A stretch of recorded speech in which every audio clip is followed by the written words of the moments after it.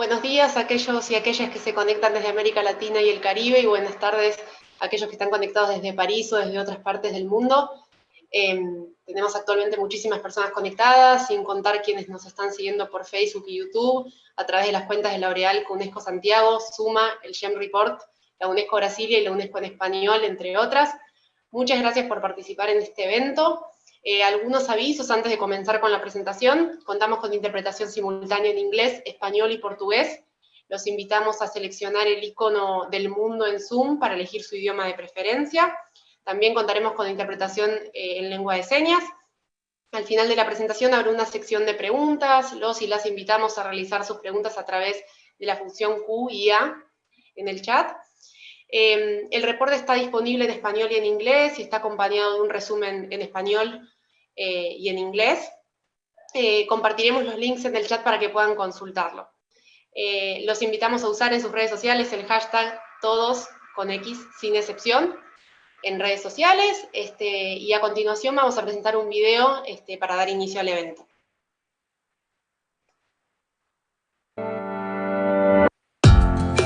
Around the world, education systems both reflect and create the societies in which they exist. Latin America and the Caribbean has come a long way in the fight against social injustice, but it remains the most unequal region in the world.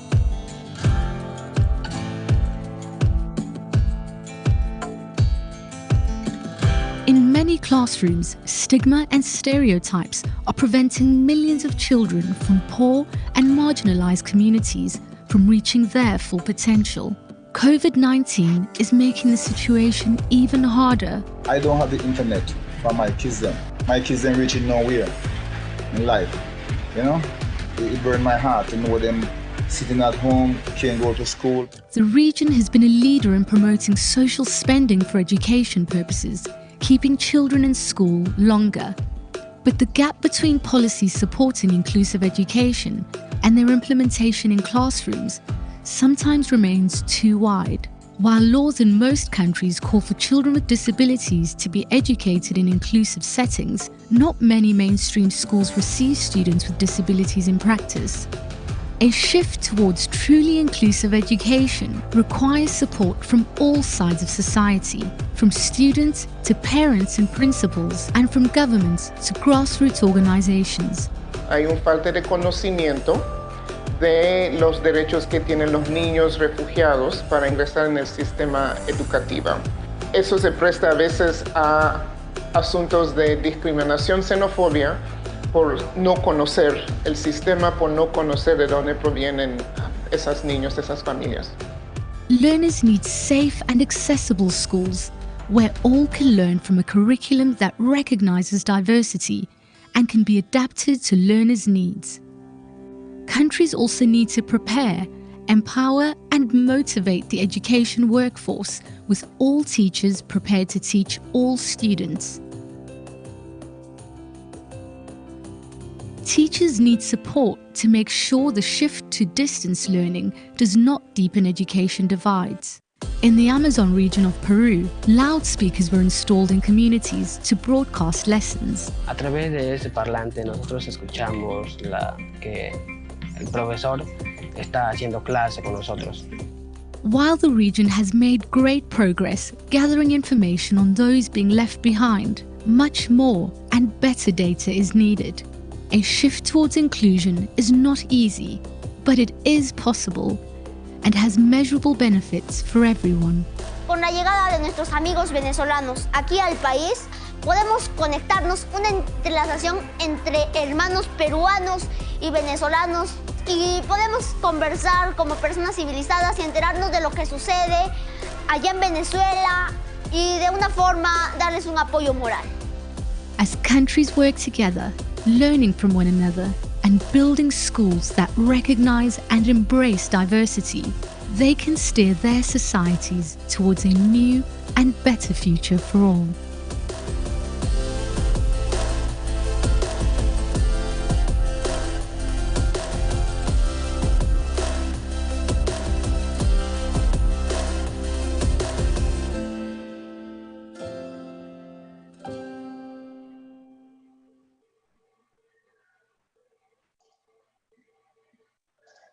Bueno, ahora sí, para dar inicio al evento, mi nombre es Celeste Fernández, soy abogada y docente. Actualmente trabajo en la Asociación Civil por la Igualdad y la Justicia, una organización de derechos humanos con sede en Argentina, y para la Red Regional por la Educación Inclusiva de Latinoamérica, una coalición de organizaciones que promueve el cumplimiento del derecho a la educación inclusiva en la región. El informe GEN de 2020, América Latina y el Caribe, Inclusión y Educación, todos y todas sin excepción, fue elaborado por el informe GEM, la Oficina Regional de Educación para América Latina y el Caribe, OREALC UNESCO Santiago, y el Laboratorio de Investigación e Innovación en Educación para América Latina y el Caribe, SUMMA. Este informe monitorea el progreso educativo en el marco de la Agenda 2030 para el Desarrollo Sostenible y muestra en profundidad cuáles son los desafíos centrales y las soluciones clave para alcanzar una mayor inclusión en la educación. En la región con las mayores desigualdades socioeconómicas del mundo, desigualdades que se reflejan y se reproducen en sus sistemas educativos. Y esto con el objetivo de apoyar a quienes trabajan en el campo de la educación para garantizar que todos los niños, las niñas y los jóvenes de los países de América Latina y el Caribe puedan florecer y desarrollarse en entornos que reconozcan el valor de la diversidad. Es importante tener presente que en 2015 todos los países se comprometieron a alcanzar el Objetivo de Desarrollo Sostenible número 4, que habla de garantizar una educación inclusiva, equitativa y de calidad para el año 2030. Y con ello asumieron la obligación de no dejar a nadie atrás. Sin embargo, las brechas entre las declaraciones y las acciones, entre las políticas y las prácticas continúan, y la desigualdad persiste. El camino por recorrer es largo, máxime en una región atravesada por la injusticia, con un pasado y un presente modelado por el colonialismo, la explotación, la concentración de la riqueza, la opresión y la discriminación. Este informe también se enmarca en un contexto de crisis global, causada por la pandemia del COVID-19, que está profundizando las inequidades preexistentes, alejando de la escuela a muchos niños y niñas y mostrándonos más que nunca la importancia de avanzar hacia sistemas educativos inclusivos. Pero esta crisis también nos da la oportunidad de repensar la educación, su finalidad, su sentido y lo que queremos que deje a cada una de las personas que pasan por las aulas. Porque si hay algo que el COVID nos enseña es que no podemos volver a donde estábamos antes. Tenemos que problematizar las políticas, las culturas y las prácticas en el campo de la educación y transformarlas para alcanzar la justicia educativa. A continuación, quisiera introducir a los panelistas que nos acompañan en este evento y que presentarán los principales hallazgos del informe. Manos Antoninis es el director del Informe de Seguimiento de la Educación en el Mundo, Informe GEM. Javier González es director del Laboratorio de Investigación e Innovación en Educación para América Latina y el Caribe, SUMMA. Y Carlos Vargas es jefe de la Unidad de Desarrollo Docente de la Oficina Regional de Educación para América Latina y el Caribe de la UNESCO. Manos, adelante con la presentación.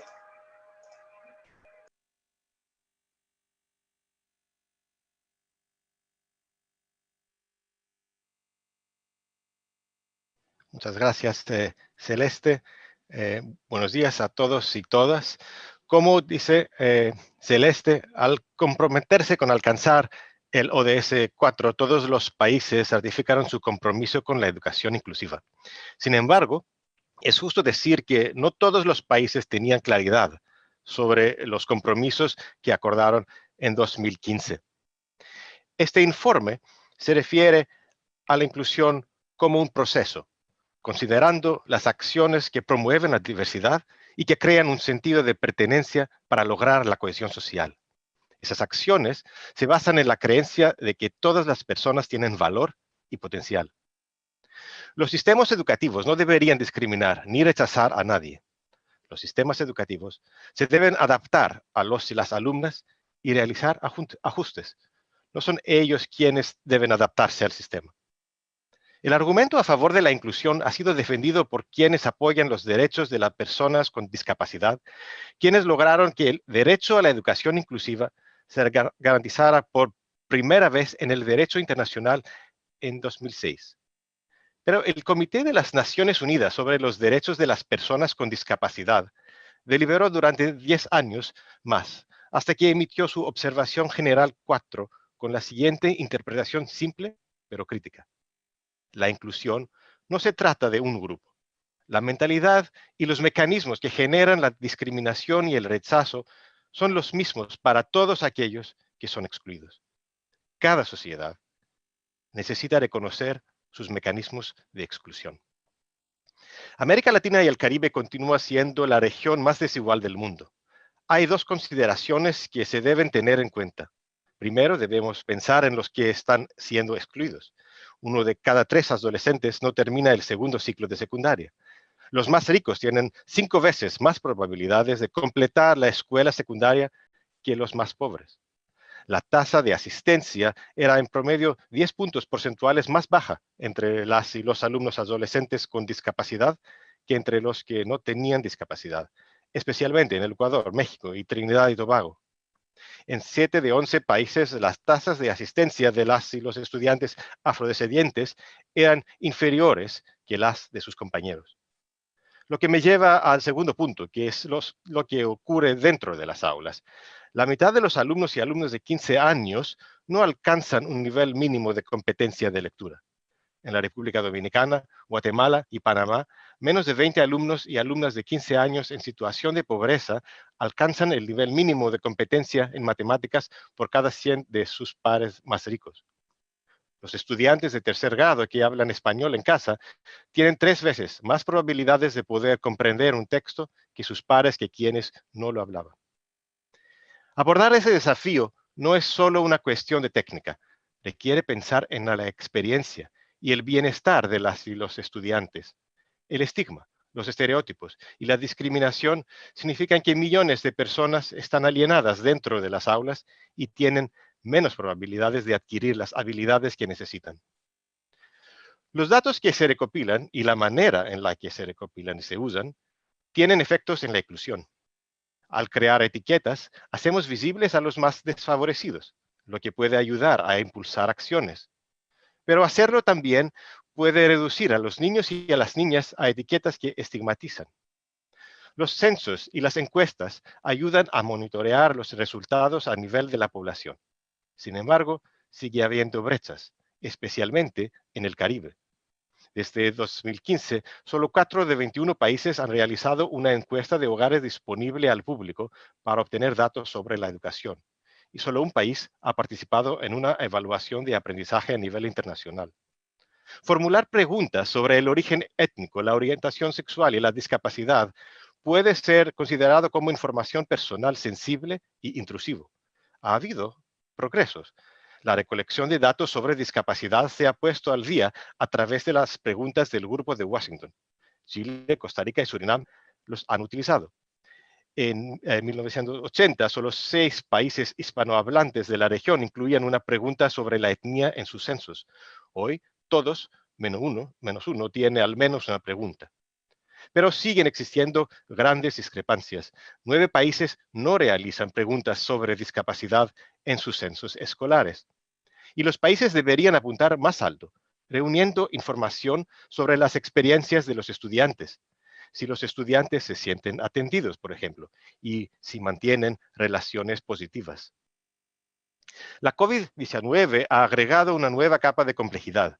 Muchas de las soluciones de aprendizaje a distancia para garantizar la continuidad educativa han sido inspiradoras. Fuera de Europa y Norteamérica, la región se resalta por sus programas de educación a distancia que alcanzan el mayor número potencial de alumnos y alumnas en el mundo.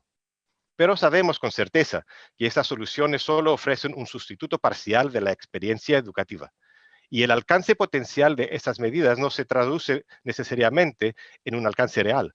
Solo el 52% de los hogares en la región tenían acceso a Internet y 45% a una computadora. Los estudiantes desfavorecidos son los que menos se benefician porque no tienen los dispositivos, la conexión a Internet o el entorno doméstico adecuado y necesitan más apoyo. En Argentina, el 81% de los estudiantes informan que se les asignaron tareas, pero solo el 69% informó de que recibían retroalimentación de los maestros. El informe regional se apoya en la estructura del informe global de sus recomendaciones y recursos. Pero además, se destaca por haber encargado 29 estudios de caso sobre 8 características que son asociadas a la exclusión. Uno de las características, uno de los recursos que utilizamos fueron los perfiles de país sobre leyes y políticas sobre inclusión en la educación disponibles en nuestro nuevo sitio web PEER. Estoy seguro de que aquellos que están interesados en la educación comparativa se han preguntado en algún momento cómo aborda el país X o Y una otra cuestión de política educativa. El sitio web del PIR tiene como objetivo abordar esta necesidad y cumplir con nuestro mandato de supervisar las estrategias nacionales del ODS 4. Utilizamos estos perfiles para trazar las tendencias en temas seleccionados.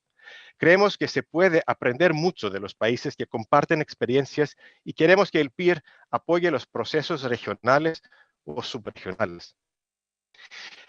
Hay una recomendación general fundamental para todos los que participan en la educación. La inclusión no puede lograrse si se ve como un inconveniente o si la gente alberga la creencia de que la capacidad de los niños y de las niñas para aprender es fija. En el informe se hace un llamamiento a todos los países para que amplíen la comprensión de la educación inclusiva de modo que abarque a todos los educandos, independientemente de su identidad, origen o capacidad. Sin embargo, muchos gobiernos no basan sus leyes y políticas en este principio. En el informe se constata que el 60% de los países tienen una definición de educación inclusiva, pero solo el 64% de las definiciones abarcan múltiples grupos marginados. Las intervenciones también deben ser coherentes desde la primera infancia hasta la edad adulta. De los 19 países del mundo que han adoptado la inclusión en sus leyes en general o en sus leyes de educación específicas, 10 están en América Latina y el Caribe. Pero muchos países también no han cumplido efectivamente sus objetivos. En el caso del alumnado con discapacidad, en un 42% de los países, las leyes prevén brindarles educación en instalaciones separadas. A pesar de su ley de educación inclusiva en Chile, seguía habiendo más de 2.000 escuelas especiales a las que asistía el 5% del total del alumnado. En Nicaragua, la educación inclusiva es una de las prioridades estratégicas, pero un tercio de los alumnos con discapacidad están en escuelas especiales. Un circular de la República Dominicana ordena la inclusión, pero no especifica que las alumnas y los alumnos indocumentados o inmigrantes pueden ingresar a las escuelas secundarias. Mi colega Javier González, director de SUMMA, va a continuar.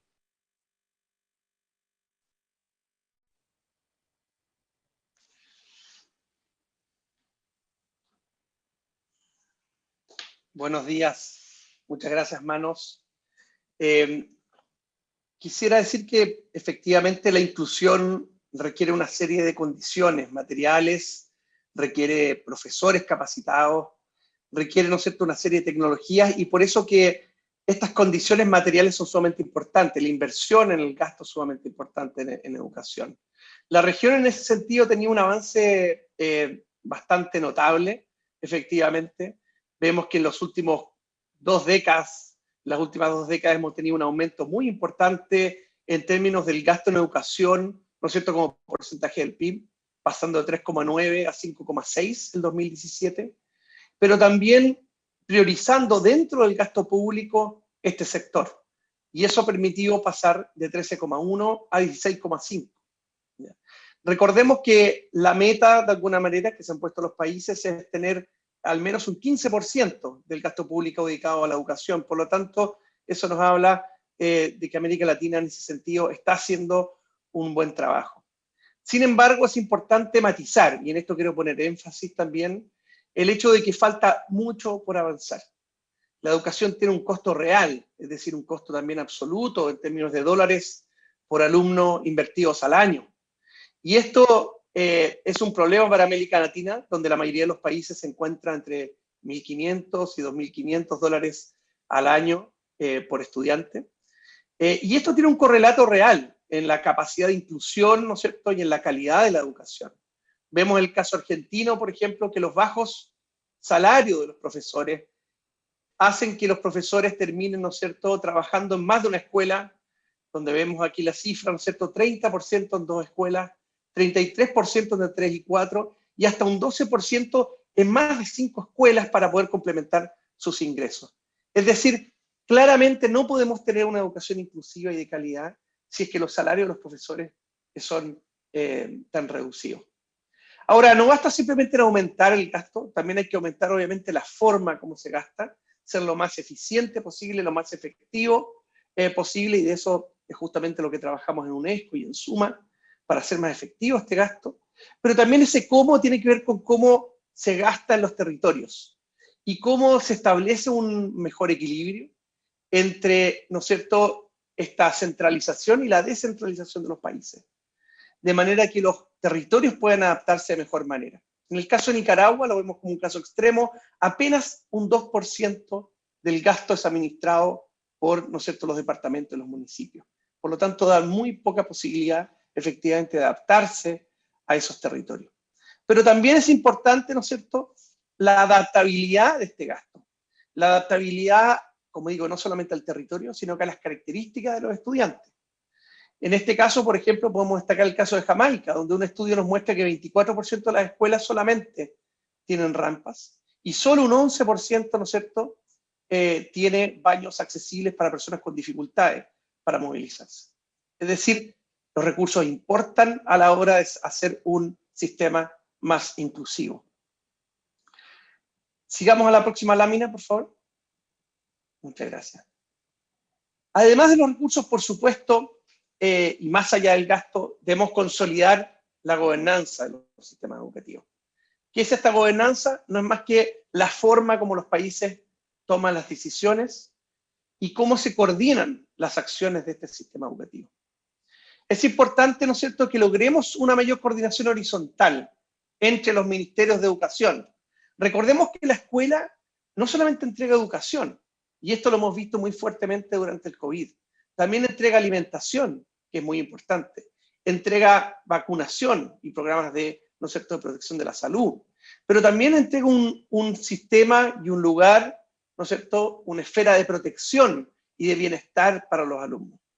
Y por lo tanto se requiere entonces esta coordinación entre los ministerios de salud, educación, trabajo y desarrollo social. Labor and social development.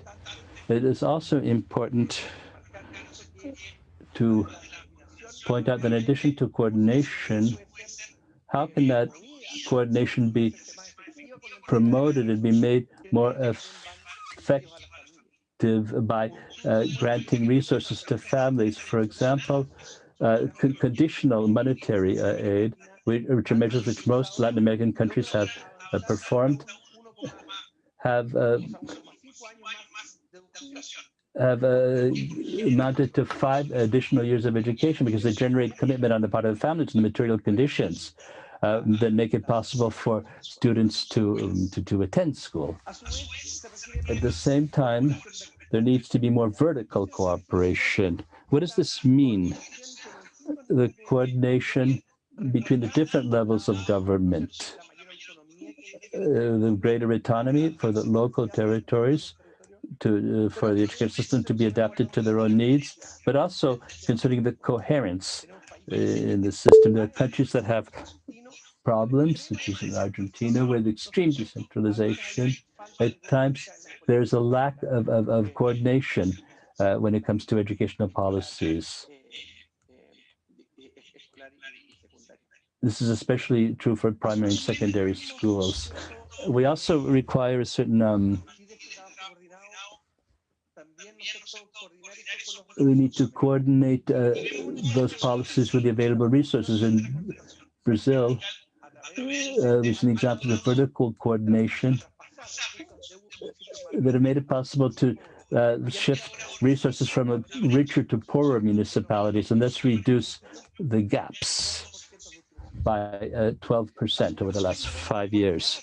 We also need to coordinate the different schools in a given territory. For example, the educational networks in Peru, at times such as the present time with COVID, that's particularly important. Schools cannot face the crisis, the health crisis alone. There have to be networks and cooperation between schools.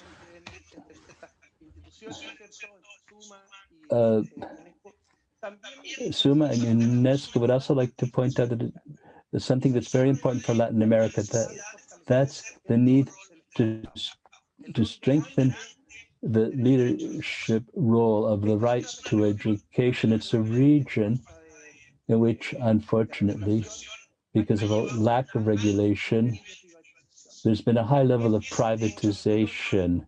It is the region with the greatest proportion of private schooling in basic education in the world. And this brings about a series of problems, of obstacles to coordinate things between schools, but it also has a major impact on segregation in the system. Therefore, the state must have greater weight, a greater influence in education in order to achieve a more inclusive education. And I'd like to talk about the curriculum before handing you over to my UNESCO colleague. The curriculum is essential. It's the very heart or center of the educational system. It has to do with those things we value, the things we wish to transmit to future generations, and it's a gateway between our present and our past. What we want to be as a society. And this also generates tensions because this is a social and political construction. And for that reason, as many academics and intellectuals have said, education is a political area where we as a society need to coordinate and to agree on the things that are important to learn. And from that viewpoint, inclusion requires specific caution. We need to include different forms of knowledge. Let's take one example from the case of Suriname, where most of the population speaks their own language, which is different than Dutch, and only 4% of them actually speak Dutch. The system, in fact, has been built on the dominant language and culture. And for that reason, lessons in native languages are only given bilingually half an hour a week. And this, I think, shows a lack of inclusion in different forms of knowledge. We need to adapt ourselves, to adapt our curriculum and our institutions, our texts, in different ways. First of all, the context. We're talking about rural context, where we have different countries, also students who have been deprived of liberty, as we say. In 8 cities, they do not get any formal teaching when they have been incarcerated. And this means they're not getting their right to education, and also often the curriculum is not adapted to their interests, to what is relevant to them, to their situation. Nor do we see adaptation to entities in more or less developed regions. There was a strong, regrettable opposition in countries like Peru, Ecuador, and Brazil, which I think we have to regret, where teachers did not want to recognize sexual orientation or gender orientation when it was different. And curriculums need to make progress here. We also have curricula for those who have special needs. And here again, our text and our support material need to do this job. And we've seen, for instance, in Peru, that less than 10% of people with hearing handicap have the necessary material and equipment. So we have to have this context, obviously, to identity, to orientation, but there are also stereotypes we need to avoid. Stereotypes hurt, they can be historic artifacts, and we need decisively to eliminate these. For instance, in the case of Chile, there are analyses which show that historical texts show 5 men for every woman they show, and a woman who is showed is usually linked to some form of domestic work. But it's only the case of stereotypes. We can also take the idea of Colombia and some of their history texts in the curriculum. And here, when we're talking about there's no discussion of certain populations. They start with colonial period, they go on to slavery, and they do not discuss the richness of the Afro-descendant population in any way. The same is true in Ecuador, where often Afro-descendants do not even appear in texts in social sciences. So for these reasons, we need to make progress, not simply with recognition, but also with giving value to these concepts and to building on them for our societies. So here that's all I wanted to say, and I'd like now to pass the floor to my colleague Santiago from UNESCO. Many thanks, Javier. Let me ask my colleagues to see this video. I will be presenting the results of the report with some key results concerning teachers in Latin America and the Caribbean, and then the communities and the role that they have for more inclusive education, as well as the challenges that they still have to meet. So let's begin by saying that all teachers need to be prepared to teach all students. Prejudices, which we've just been hearing about from Javier and Manos, are deeply rooted in our societies, and teachers are not free of these. And students who have a higher yield, as we see in Granada, with the idea that are based on erroneous ideas of excellence, or we can have education working against LGBTI students, as we see in 7 countries in meeting. And this also happens with gender patterns and with roles and disciplines that are assigned to girls and to women students, or along ethnic lines, as we see with indigenous people, which characterize our region. Or, once again, the idea of Afro-descendants in Brazil, in Sao Paulo. Teachers have tended to give lower grades to students doing work of the same quality on the basis of their origin, especially when they are Afro-descendant. And we see in Latin America and the Caribbean is plagued by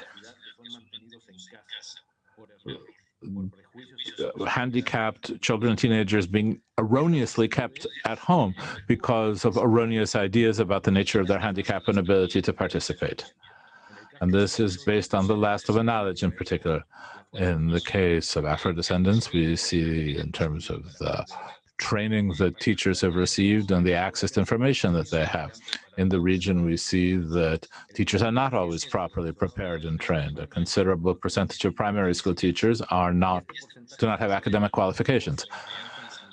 And this goes on at other academic and educational levels. But above and beyond initial education, there also needs to be continuing education with pedagogy and educational measures for inclusion, work to be done in terms of excluded groups, and so on and so forth. This can be shown or proved by the fact that more than 50% of teachers in Colombia and Mexico need training to be able to teach special needs students, which has also been pointed out in a UNESCO Santiago study that was carried out in 2008. But above and beyond this, teachers need to have decent working conditions, pay levels, contracting, adequate promotion, and they need to be able to fight against a precarious status for teachers, which is the same as fighting for inclusion. They need to be committed to working for those groups which are characteristic of our region. I would mention 2 specific elements that characterize Latin America and the Caribbean here: diversity and inequality. This is not reflected in the teaching group, nor yet in its training. There tend to be many multi-level schools with many grades brought together that require people to have specific knowledge of the students who are learning there and of their background, which teachers often do not have. there is an idea of homogeneous ideal trajectories that do not correspond to the true nature and the inequalities you find in the region. Teacher training does not reflect the diversity of the students who will be taught in countries like Costa Rica, where there is training for teachers from indigenous communities, but very often they send monolingual teachers to such communities. And that also happens, for instance, with handicapped teachers. And that, I think, is the last frontier when we see the LGBTI population also being barred from teaching because they are not considered to be fit for that. So we're talking about discrimination in schools, but unfortunately, these are patterns which are sustained over time in our society, communities and homes and households, as we'll see on the next slide. It's important to promote the participation of all in the design of policies to fight against exclusion. It's imperative to listen to the voices of communities, to undertake consultations with fathers and mothers, with students, with communities, so as to be able to strengthen links between schools and communities. Inclusive education starts here, inviting all social actors to the table.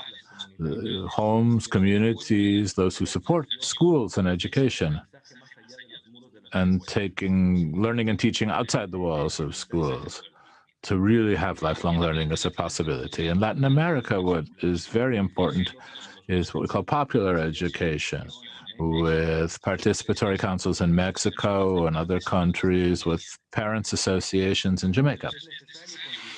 It's necessary to consider them when decisions are made, because their participation guarantees the effectiveness and success and adaptation of these means so that they can be truly successful. In the same way, it's important, and the report shows this, to leave space for non-governmental players who can fill in some of the gaps and can work toward the same goals of inclusion. We need to have a guarantee of a public space for discussion and for freedom in which non-state players can be heard. And this, I'd like to remind you that this is an obligation of the state. And these non-state players get to places where the state cannot or has not wished to go. In Trinidad and Tobago, for instance, there isn't a guarantee of education to education for refugee children who come from Venezuelan migrant backgrounds, and it's NGOs who undertake this. The same thing happens in rural indigenous areas, where many organizations are the only possibility for education that the most marginalized groups have. So finally, I would like to comment that participation of Manos and Javier and mine today, as Celeste said at the outset, bring out that equity and inclusion are at the heart and part of the same formulation of SDG 4, with education of quality, which is equitable, and the declaration has shown all member states making a commitment to fight against all forms of exclusion and inequality, inability to have access to school, and insufficient results. And in educational policies, necessary efforts need to be made on those bases so as to guarantee that no one is left behind. And this is a literal quote of the agreement arrived at in 2015. So the agreement to leave no one behind, together with the idea of reaching the most disadvantaged groups, is part of Agenda 2023 and opens the door to the idea that needs and expectations of the poorest and most marginalized groups be put in the center of the decision-making in public policy. Doing this means, first of all, that we will have to identify vulnerable groups and the sources of their vulnerability. And this report on monitoring education in the world, but especially in Latin America and the Caribbean, points us exactly in that direction. It shows the inherent contradictions in educational systems and in the schools, spaces in which diversity of thought, of recognitions, of different practices and ideas of education can unfold and be brought up against forms of educational governance which, instead of accommodating these or giving diversified answers to different ways of thinking and expressing these tend to do the opposite. And the standardization of education, of the language of teaching, of the curriculum, of teacher training, and of evaluation need to be paid particular attention to the challenges facing traditional forms of education and the need to have a transformation of an institution originally conceived of to homogenize and which is now meant to become one which promotes diversity has to be an element which prevents us in society.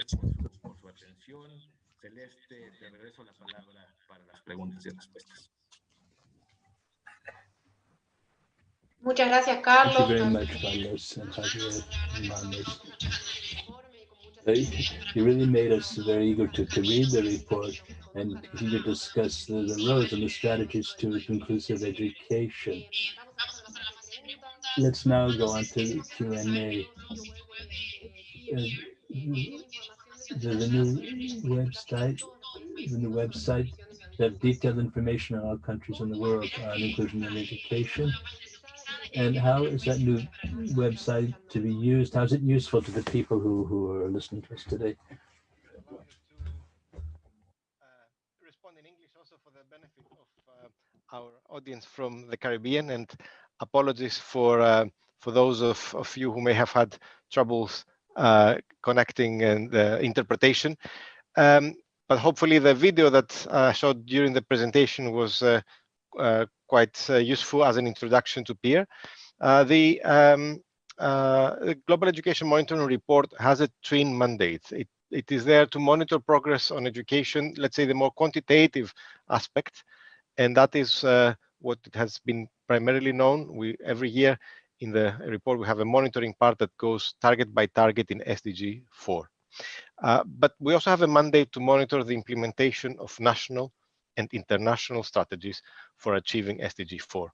This is why we decided, as of the last edition of the report, to try to cover the issue, the theme of the report, as comprehensively as possible, giving the opportunity for our readers to not only read the text of the report, but to also have a resource that will be available for them to see how different countries are approaching this issue. So that's the idea behind which PEER was born. And it's something that we will continue. In January, we will be launching, and it's part of the research we did for this report, with profiles of how countries approach equity in education through their financing, their education and social financing. And next year, when we launch our next report on the theme of non-state actors in education, we will have profiles on the regulation of private education in every country. And this is this resource has two uses. First is for the benefit of readers, those who are interested in comparing different experiences. But it is also there to help countries in the policy dialogue, especially at the regional and sub-regional level. Because we believe, and that's a key message of the report, especially for inclusion. Inclusion is a process. There is no one way to get there.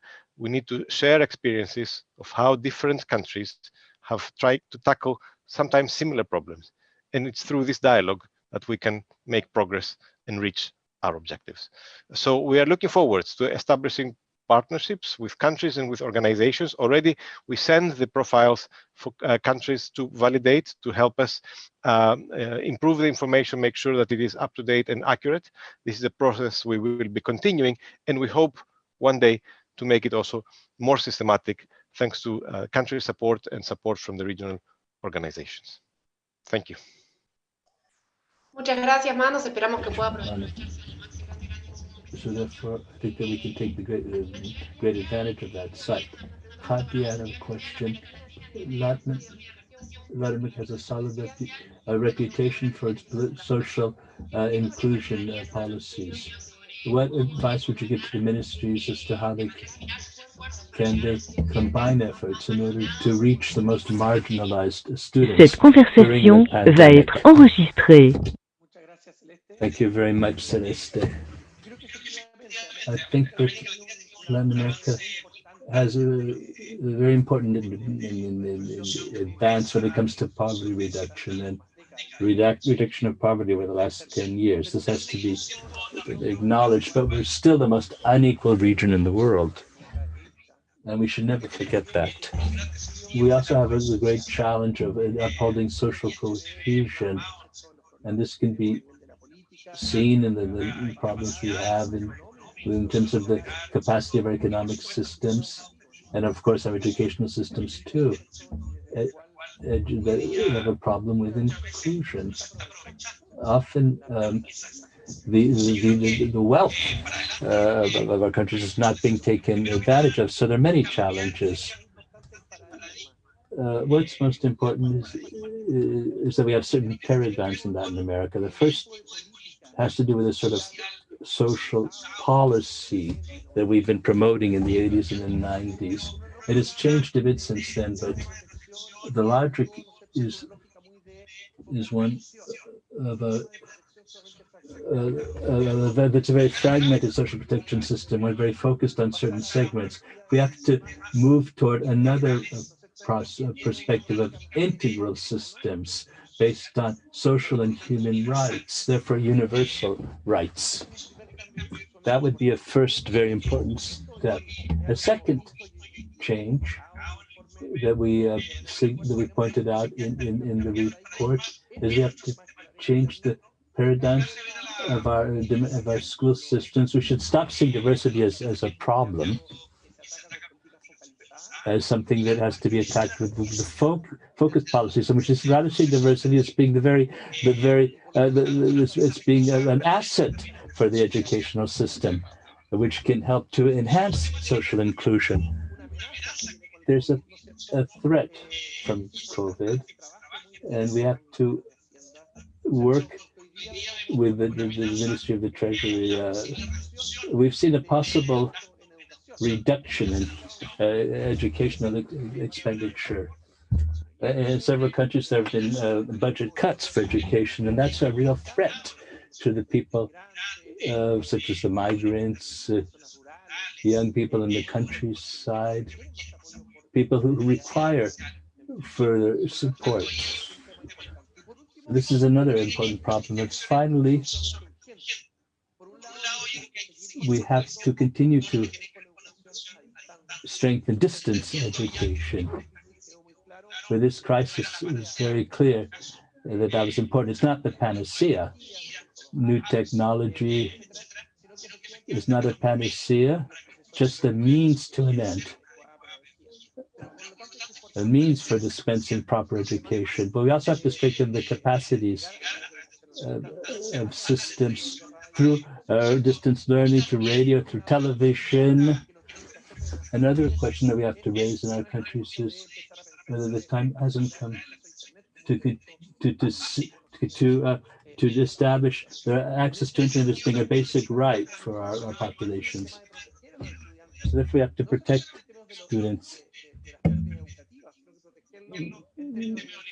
in terms of not just education, in terms of health and food and protection. Unfortunately, there's children are often mistreated in their homes and in their neighborhoods where the people are most vulnerable. So I would also like to launch an appeal regarding the next year and how we will prepare for the return to school after COVID.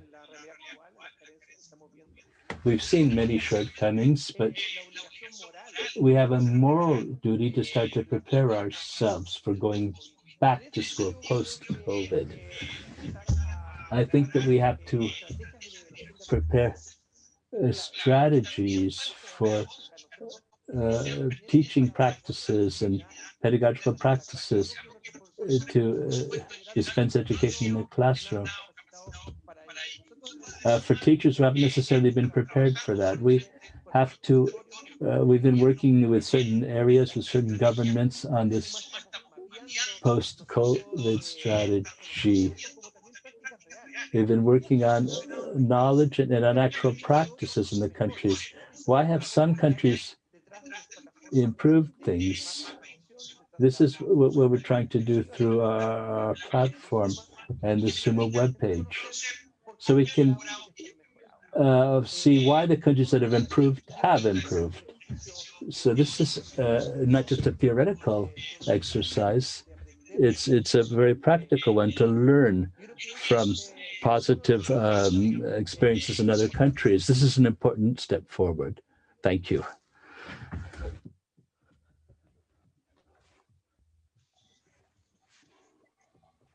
Perfecto. Thank you, Javier. All of what you said is very important.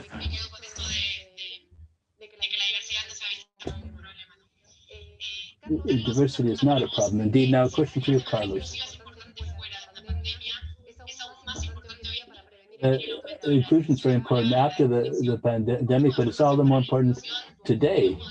So what sort of conclusions can you draw for the teachers who have continuously to work in a framework of distance learning? Thank you for that question.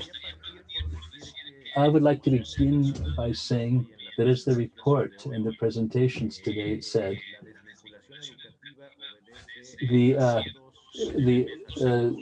that there are some reasons that have to do with the educational system itself and others that don't, that account for this uncoupling. There's a certain fear because there's an ever-growing gap, uncoupling of people from the educational system.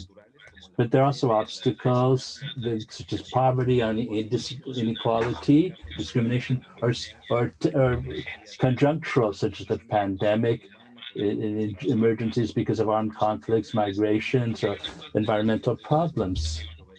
And part of it has to do with a lack of motivation too. That is the interest in education or disinterest in education in the lives of learners and their communities. For example, the social relevance of education, the cultural relevance, the representation of marginalized groups in education, and the extent to which education meets the needs and the aspirations of learners and the communities that need to be included. So a lot has to do with that, with the pedagogy of inclusion, so that the educational offering can correspond to the interests of the excluded. And this has to do with the profound interest of the teachers in their students with particular needs. Now, as of COVID-19, we've seen some rather alarming developments in the region, in addition to what we said about discrimination and structural poverty, and that is violence, particularly gender violence and violence in the households. What with lockdown and problems of material precarity in households in Latin America and the Caribbean, there's been growing violence, and that requires a special attention of a multidimensional nature. In terms of the teachers' work, we've seen that teachers have offered socio-emotional support, not just to their learners, but also to their parents, to their households, etc. So there has to be specific training to teachers so that they can learn the emotional and social dimension of their work, so that they can counter the prejudices we've been talking about. Education for world citizenship, for participation, is extremely important. There also has to be autonomous and self-managed education, not just through the media, radios, etc., to keep education going in countries of the region. It's also important for the students to learn how to learn, and to learn how to remain curious, and how to understand things in a meaningful way. And this has to do with the reform of curricula. So these are some of the subjects in terms of the pedagogy of inclusion, of socio-emotional support, of dealing with violence. And all of this should become part and parcel of teachers' skills, with or without a pandemic. The teachers have to contextualize the content of what they teach in order for that to be meaningful and to meet the needs of the students, especially in a pandemic situation. Thank you. Perfect, Carlos. Very enlightening. A question from the audience? And I'm sorry we don't have time for much more, but at any rate, you can write to UNESCO and raise other questions. A question on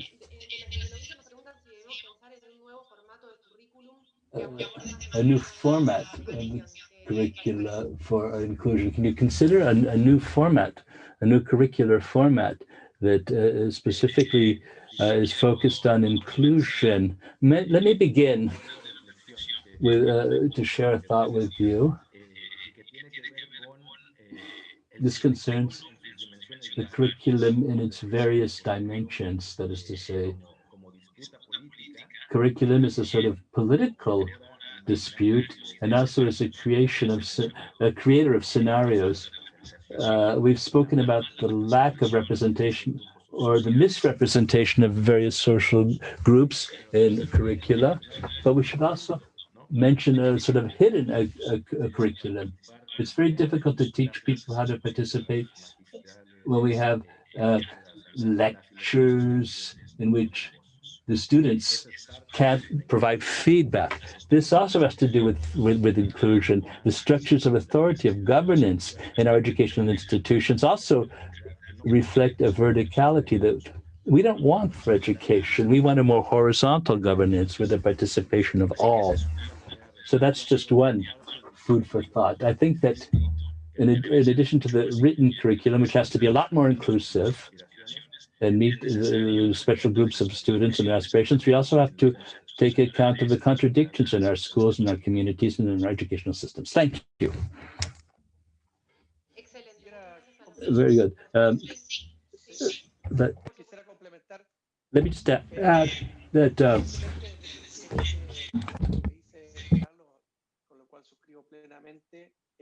with what Carlos said, and I think that it's important to remember the context of this committee and understand what education can do and can't do. This is the focus that I think we're trying to give to our work, giving a look not just at the cognitive aspects, but also interpersonal ones. The subject of diversity also has to do with strengthening self-esteem of students and interrelating them. In Latin America and other countries for which we have data, 2/3 of young people who declare themselves to be LGBTI are subjects of homophobic bullying. And this affects their self-esteem, their ability to develop as persons. And I think it's also important to have a look at interpersonal subjects, precisely the possibility of being able to listen to others, to cooperate with them as equals without a biological focus, just recognizing other people as equal to oneself. Perfect. Manos, you're muted. So I can just simply add one other dimension to say that one thing that we should never forget is that the curriculum, the textbooks, and the assessment need to be aligned. And in many ways, there are some tendencies, often imported from other parts of the world, that may militate against this alignment. They may be focusing on particular expectations of what is good performance that could break the link that we should always maintain, because the curriculum should not be just a theoretical exercise. Is an element that is essentially permeating efforts to achieve inclusion, and therefore we should never forget that these three aspects of the education system need to be consistent with each other. Excelente, muchas gracias a los tres por todas sus respuestas. Many thanks to all three of you for your excellent answers. I think that this report is going to be an extremely important contribution to our way along this path, especially concerning inclusion. because it's a central part of education. We cannot guarantee any other rights unless we guarantee the inclusion of all people, whatever their gender, sexuality, economic situation, language, or place of residence may be. All children and young people need to be valued and not to be subject to prejudice.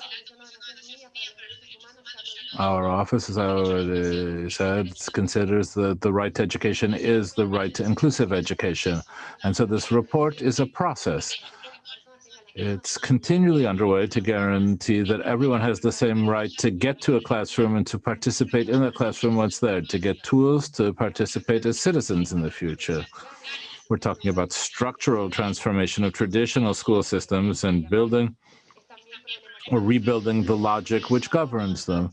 We're talking about social standards and breaking an unjust status quo and creating a plural context which gives value to diversity.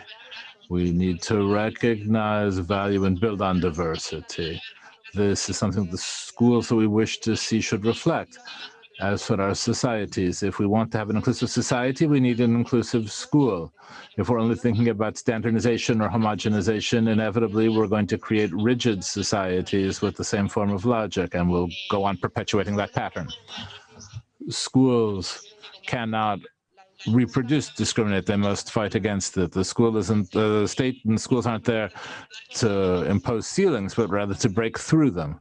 We need to learn to live together. Now let me just show you a video to conclude our event.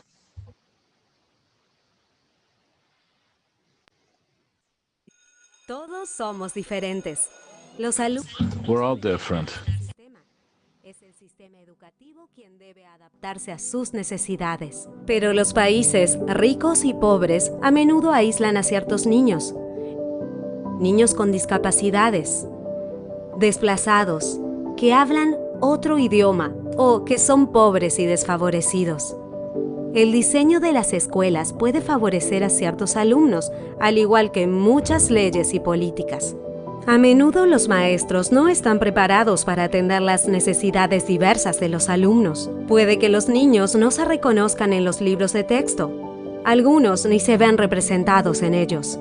El mensaje que reciben es que no pertenecen. A veces los exámenes tienen una visión limitada de la educación y por ello algunos abandonan la educación antes de lo debido. Se aprende a diferentes velocidades y con diferentes necesidades. Los niños necesitan currículos flexibles, creativos y relevantes. La preparación docente importa. Los maestros necesitan herramientas y formación para lograr la reforma que queremos. Los recursos que sabemos ayudan a los estudiantes que son marginados, educadores, apoyo, personal y equipo, deben compartirse para que todos se beneficien. Con mejores datos sobre los que son dejados atrás podemos llegar a ellos. Las desventajas a menudo se acumulan. No podemos abordar la inclusión grupo por grupo. Se necesitan fondos para reparar las desventajas. Deben ser equitativos y centrarse en las necesidades específicas. Debemos trabajar juntos, entre ministerios de gobierno, de las autoridades centrales a las locales, con la sociedad civil apoyando los gobiernos y las escuelas abriendo sus puertas a la comunidad. La inclusión en la educación requiere un cambio de mentalidad en la sociedad para que la educación para todos sea educación para todos sin excepción. Bueno, para finalizar, los y las invitamos So to conclude, we'd invite you all to read the report. This is a message to people who are going to be called upon to work for inclusion in Latin America and the corruption for one and all, with no one left behind. Thank you so much.